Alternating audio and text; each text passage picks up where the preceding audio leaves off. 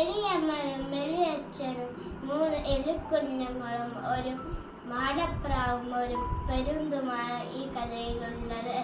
എലിയമ്മയും എലിയച്ഛനും 3 എലിക്കുഞ്ഞുങ്ങളും ഒരു ദിവസം നടന്നു പോകുമ്പോൾ എലിയച്ഛനെ പരുന്ത് പിടിച്ചു കൊണ്ടുപോയി.